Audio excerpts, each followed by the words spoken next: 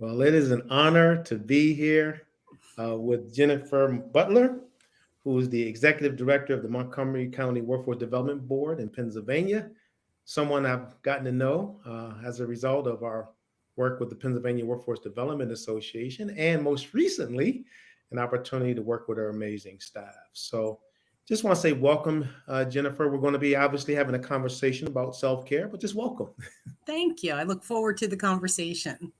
Yes, yes, indeed. And it's my hope that this conversation will be sort of an inspiration for those who are attending the conference in this critical area that we all know is important to the teams nowadays, leaders and staff in workforce development with all that we have to deal with. So I want to start off by just making a statement.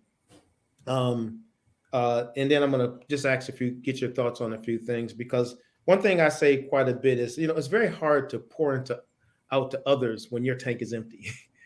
And I think right now, with so many demands on workforce development, people are still trying to, we get back to this whole thing of getting people back to work, and we're not fully out of it yet, even though we're seeing progress. From your perspective, how important is the self care in the middle of all of this? Like, what would you say, as a leader in workforce development in Pennsylvania, what role self care helps in dealing with some of the stuff we're seeing today?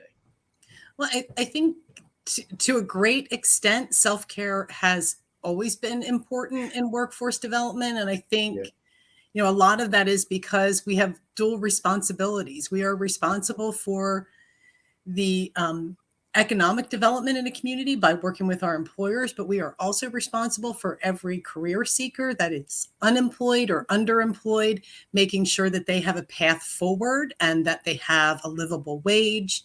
And those dual responsibilities also come with dual sources of stress. Yes. And I think, the big difference now is those moments of joy that we can still find, but Mhm. could find more readily Mhm. pre-pandemic. Those moments to decompress Mhm. have become so much more complicated, and Mhm. they come at a cost. They come at a time cost that a lot of us don't feel like we can sacrifice right now. Yeah, you nailed it. And I love how you said moments of joy, because when so much is going on, how do you slow down and find those moments? You're balancing and juggling all these balls. And but it's necessary. We got to try to find ways to do that.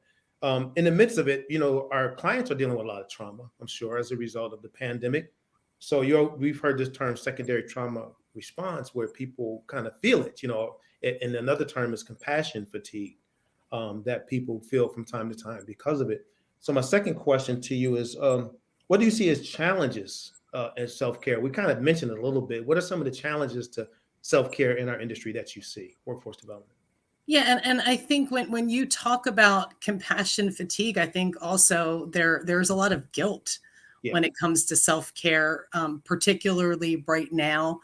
Hmm. Taking that time for yourself Hmm. is, something that you have to really do almost mindfully to Yes. make sure that your tank is full. Yeah. And I think, a lot of that just comes from the fact that we are dealing with unprecedented need. And I use the word unprecedented, um, knowing that sometimes I say that and make a joke about how often I use that word. And the fact is, a lot of the issues that we're dealing with right now are issues that we had been planning for. We had been planning for an aging workforce. We Yes. had been planning to meet the needs of our opportunity youth and young adults. We Mhm. had been planning to tackle issues around mental health and the opioid epidemic. Those are things that we were working toward. We were working with our gig workers to find the best path forward.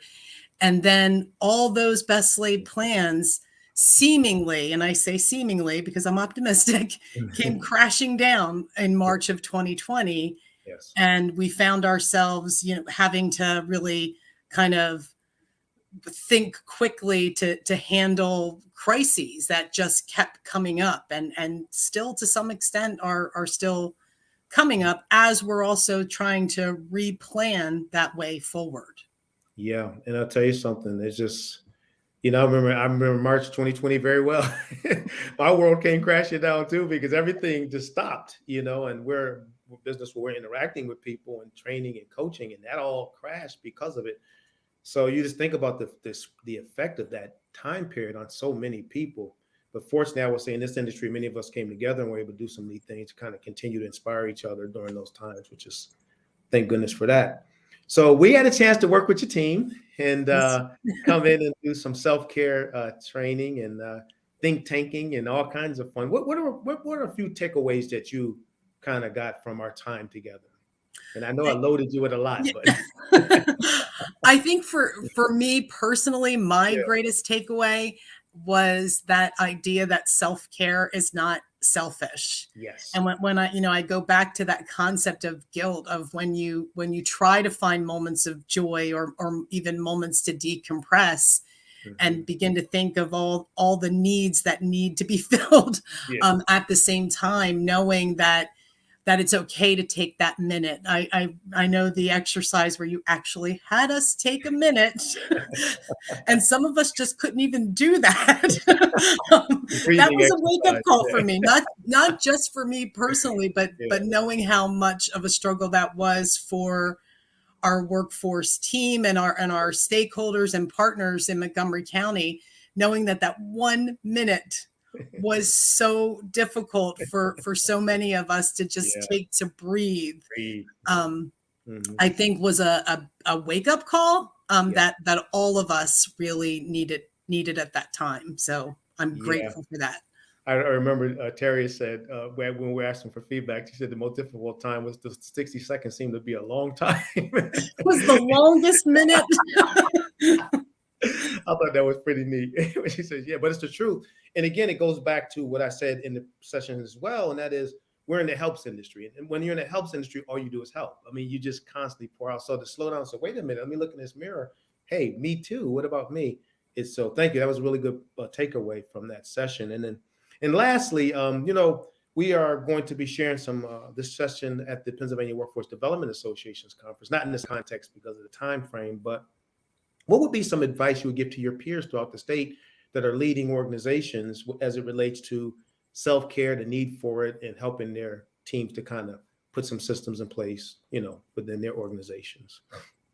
Well, I think it's that reminder that self-care is not selfish. And even more so that it's critical. It's critical now more than ever. And I think also just the reminder that we are all navigating this, uncharted territory together. Yes. And, we spend a lot of time sharing best practices, sharing plans, but we don't often take that time to share each other's stories and struggles. And I know I'm looking forward to the conference primarily for that opportunity to really have some real conversations about things that are happening for us locally, but things that are happening statewide, and how we can plan that forward together. And just, I think, remember that none of us are alone, that we're all here together. We're all here together. Well, thank you. True, great leadership insight there.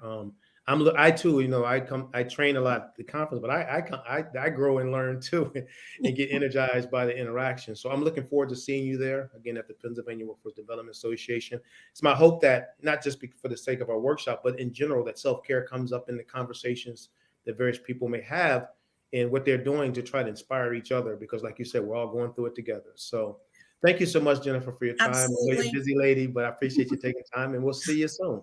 Okay. Thank you. Take care. Bye-bye. Bye-bye.